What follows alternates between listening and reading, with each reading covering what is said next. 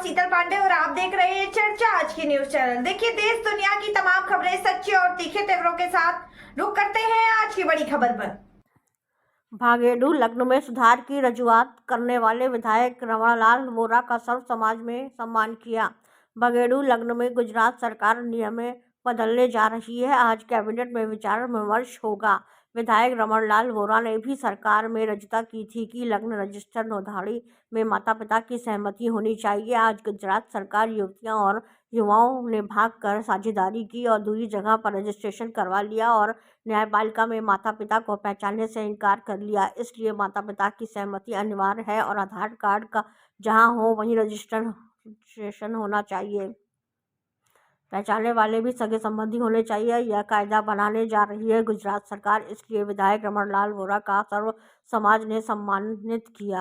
गुजरात सरकार लग्न नोंधણીનો કાયદો સુધારવા જઈ રહી છે, તો એ વિશે શું કહેશો આપ? કયા કયા કાયદા સુધારી રહી છે?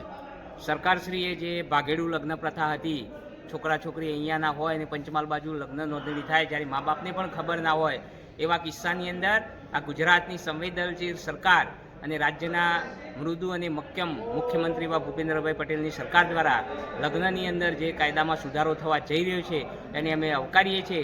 સુધારાની અંદર જ્યાર સુધી અમારી જોડે જાણકારી છે ત્યાર સુધી કે છોકરીના સરનામા ઉપર લગ્ન નોંધણી થાય અને 1 મહિના સુધી છોકરીના માતા પિતાને નોટિસ મળે અને આ ગુજરાત સરકાર લગ્નનો કાયદામાં સુધારો કરવા જાય છે, તો આપ રાજપૂત સમાજને શું કહેવા માગશો?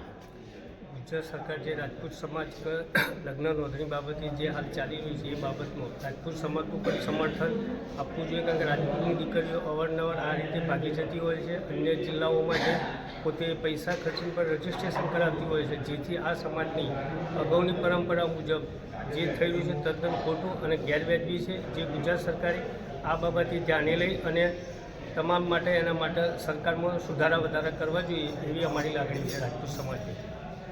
આ લગ્ન નોંધણીના કાયદા વિશે શું કહેશો સાહેબ? આપ સુધારો થઈ રહ્યો છે? બધા જાણીએ છીએ તેમ ગુજરાતના મુખ્યમંત્રી આદરણીય નરેન્દ્રભાઈ મોદીના સાહેબના એમના પોતાના પ્રયત્નો, એમના માર્ગદર્શન નીચે કામ કરતી ભારતીય જનતા પાર્ટી ગુજરાતની સરકાર આદરણીય ભૂપેન્દ્રભાઈ જેવો સંવેદનશીલ મુખ્યમંત્રી છે અને એવો ગુજરાતની તમામ જનતાના જે પ્રાણ પ્રશ્ન છે એ પ્રાણ પ્રશ્ન ઉપર જ્યારે પોતાનો નિર્ણય કરવા જઈ રહી છે ત્યારે આપણે બધા જાણીએ છીએ કે દરેક કોમ જાતિ વર્ગમાં યુવાન દીકરા અને દીકરી એ મા બાપને પૂછ્યા સિવાય એ લોકો ભાગી જતા હોય છે, બીજે જઈને લગ્ન કરતા હોય છે અને આ વિટંબણાઓ વર્ષો સુધી મા બાપને ભોગવવાની થતી હોય છે।